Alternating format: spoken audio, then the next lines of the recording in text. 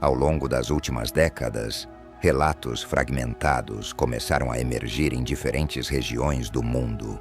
Arquivos esquecidos em departamentos desativados, depoimentos inconsistentes registrados por profissionais desacreditados e documentos classificados cujo acesso permanece restrito até hoje. Em comum, todos mencionam uma figura conhecida apenas como Hellraiser. Não se trata de um nome próprio, tampouco de uma identidade convencional. É, antes, um título, uma designação atribuída àquele que, segundo testemunhas, não pertence inteiramente ao nosso plano de existência, operando em uma zona limítrofe entre o físico e o incompreensível. Há indícios de que esses registros não surgiram de forma isolada. Em muitos casos, aparecem vinculados a investigações interrompidas abruptamente, relatórios incompletos ou incidentes tratados como anomalias sem explicação plausível. Alguns documentos sugerem que autoridades chegaram a monitorar ocorrências relacionadas à entidade, mas abandonaram qualquer tentativa de compreensão mais profunda, seja por incapacidade técnica ou por receio do que poderia ser revelado. Sua presença é frequentemente associada a um objeto enigmático, uma espécie de artefato geométrico, descrito como um cubo intrincado, composto por padrões móveis e simetrias impossíveis. Testemunhas afirmam que o objeto não é apenas um mecanismo físico, mas algo que responde à interação humana de maneira seletiva, quase consciente. Sua origem permanece desconhecida, mas há teorias que apontam para uma fabricação não convencional, fora dos parâmetros tecnológicos conhecidos, ou até mesmo anterior a registros históricos formais. O que torna o caso ainda mais perturbador é a recorrência de padrões. Pessoas sem qualquer ligação entre si, separadas por continentes, culturas e contextos sociais, descrevem experiências quase idênticas. Os relatos convergem não apenas na aparência da entidade, mas também em sua postura, linguagem e comportamento. Trata-se de uma presença metódica, de gestos calculados, que se manifesta como parte de um processo, não de um evento aleatório. A entidade é frequentemente descrita com uma aparência precisa e invariável, marcada por características que sugerem modificação deliberada do corpo, como se cada detalhe fosse intencionalmente projetado para transmitir uma mensagem ou cumprir uma função simbólica. Seu comportamento segue um padrão ritualístico, quase litúrgico, como se obedecesse a regras antigas e inflexíveis. Ainda assim, há uma lógica em suas ações. Uma lógica que, embora distante da moral humana, não parece ser completamente caótica ou desprovida de propósito. Esse conjunto de elementos levanta uma hipótese inquietante. Talvez não estejamos diante de um fenômeno isolado, mas de um sistema. Algo estruturado, com regras, funções e objetivos próprios. E Hellraiser seria apenas a face mais visível de uma engrenagem muito maior, cuja real extensão permanece, até hoje, fora do alcance da compreensão humana. Se você é fascinado por mistérios não resolvidos e casos intrigantes como esse, não deixe de se inscrever no canal e ativar o sininho. Aqui no Mistérios da Meia-Noite, a verdade está sempre à espreita na escuridão. Os primeiros registros consistentes surgem no final do século XX, embora existam indícios mais antigos, ocultos sob outras nomenclaturas, crenças e interpretações culturais. Há menções indiretas em manuscritos raros, relatos religiosos marginalizados e até em registros médicos que descrevem experiências sensoriais extremas sem causa aparente. Em muitos desses casos, o fenômeno foi reinterpretado conforme o contexto da época, como possessão, êxtase místico ou colapso psicológico. Ainda assim, quando analisados em conjunto, esses relatos revelam uma surpreendente coerência estrutural. O indivíduo central dessas ocorrências, É frequentemente descrito como um homem de postura rígida, fala controlada e presença quase cerimonial. Sua comunicação é precisa, econômica, desprovida de emoção visível, como se cada palavra fosse cuidadosamente selecionada para cumprir uma função específica. Não há improviso, não há hesitação. Sua simples presença é suficiente para alterar a percepção do ambiente, como se a realidade ao seu redor se tornasse mais densa, mais silenciosa, mais consciente. Sua aparência, marcada por uma simetria extrema e modificações corporais deliberadas, sugere não apenas uma transformação física, mas a adesão a um tipo de doutrina. Não se trata de deformidade, mas de construção. Cada detalhe parece obedecer a um padrão, a uma lógica estética que transcende o entendimento comum. É como se seu corpo fosse um manifesto, uma expressão visível de princípios que não foram feitos para serem compreendidos, mas aceitos. Compartilhe este vídeo com seus amigos que também amam explorar o inexplicável. Quem sabe juntos, vocês não desvendam o próximo grande mistério? Segundo os relatos, Hellraiser não age de forma aleatória. Ele responde a um chamado. Esse chamado, por sua vez, não é meramente físico ou mecânico, embora esteja associado à manipulação do artefato mencionado anteriormente. O cubo, tudo indica que sua ativação vai além de uma simples resolução estrutural. Testemunhas sugerem que o objeto reage não apenas ao toque, mas à intenção, à vontade, à disposição interna de quem o manipula.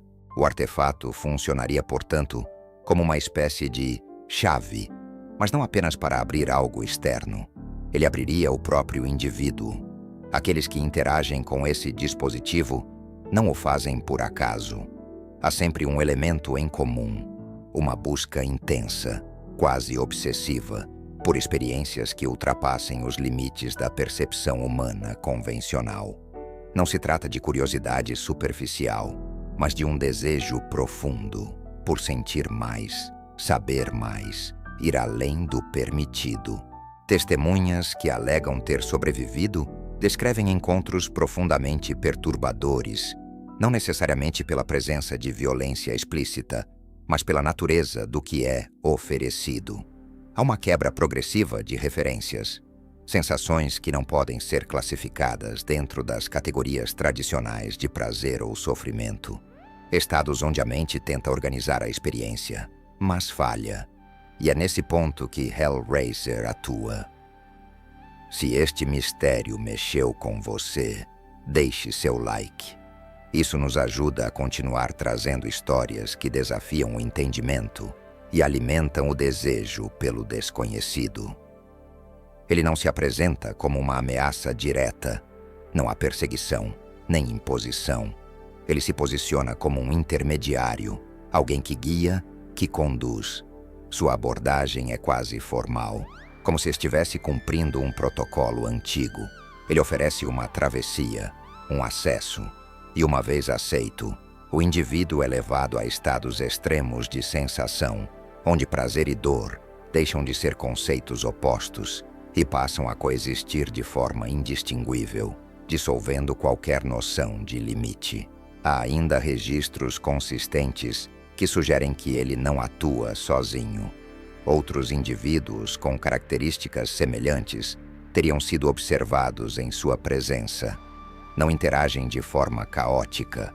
Ao contrário, parecem organizados, como membros de uma ordem estruturada, cada um com funções específicas, ainda que não completamente compreendidas. Compartilham de uma mesma estética, de um mesmo padrão comportamental, reforçando a hipótese de que fazem parte de um sistema maior, uma hierarquia regida por leis próprias, possivelmente imutáveis. Curiosamente, Hellraiser demonstra respeito absoluto por regras. Isso é um dos aspectos mais recorrentes nos relatos.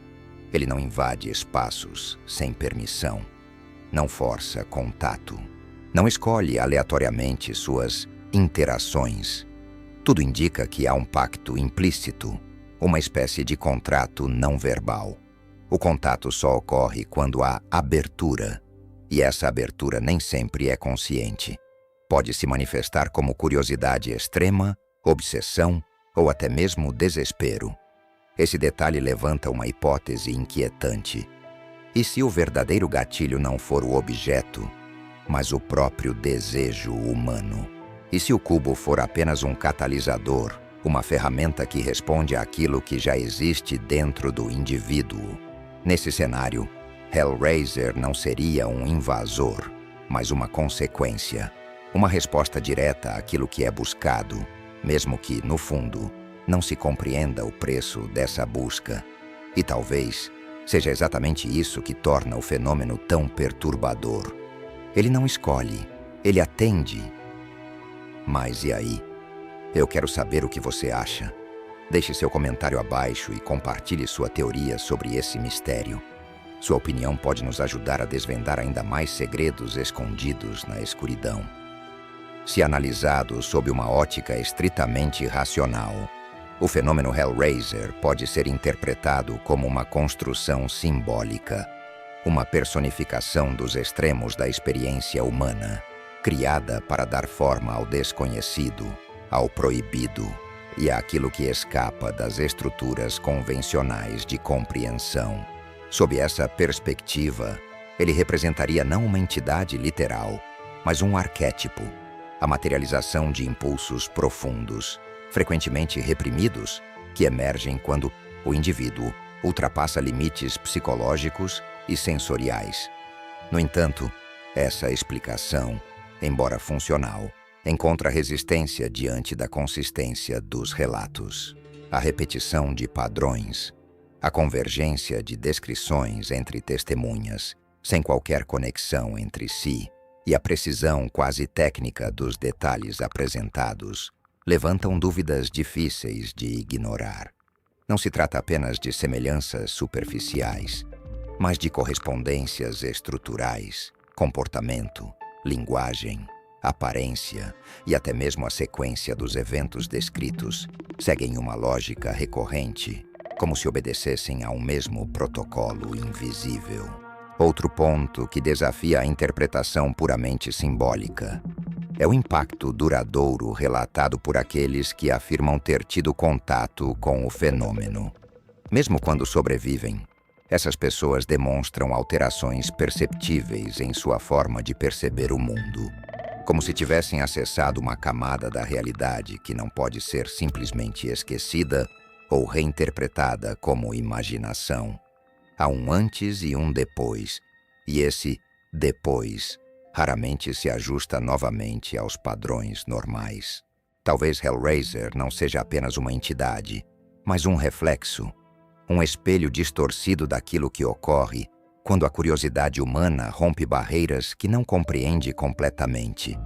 Nesse sentido, ele não seria a causa, mas a consequência. Não o início, mas a resposta. Sua manifestação poderia estar diretamente ligada à disposição humana de explorar territórios onde percepção, sensação e identidade deixam de seguir regras conhecidas. Isso levanta uma possibilidade ainda mais inquietante, a de que o fenômeno não depende exclusivamente de fatores externos, mas de condições internas específicas. Um estado mental, uma intenção, um limiar psicológico que, uma vez atingido, torna o indivíduo visível para aquilo que normalmente permanece oculto.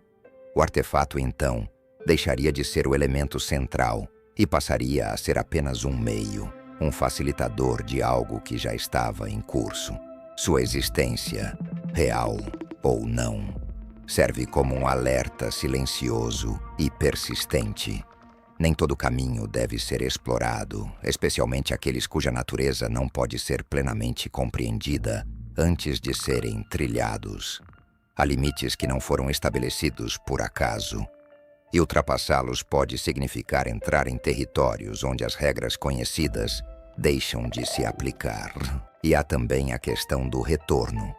Muitos relatos sugerem que o contato com Hellraiser não é um evento isolado, mas um processo. Algo que, uma vez iniciado, não pode ser completamente revertido, como se a experiência deixasse uma marca, não necessariamente visível, mas permanente. E se os relatos estiverem corretos, então ele não desapareceu. Ele não foi contido, nem esquecido. Ele apenas permanece além do alcance imediato, operando sob condições específicas, aguardando o próximo sinal, o próximo chamado, ou talvez o próximo desejo. E assim, mais um enigma se junta à nossa coleção de mistérios insondáveis. No próximo episódio, continuaremos nossa busca por respostas nas sombras. Até lá, mantenha sua mente aberta e os olhos sempre atentos, porque o desconhecido pode estar mais perto do que você imagina. Nos vemos na próxima meia-noite.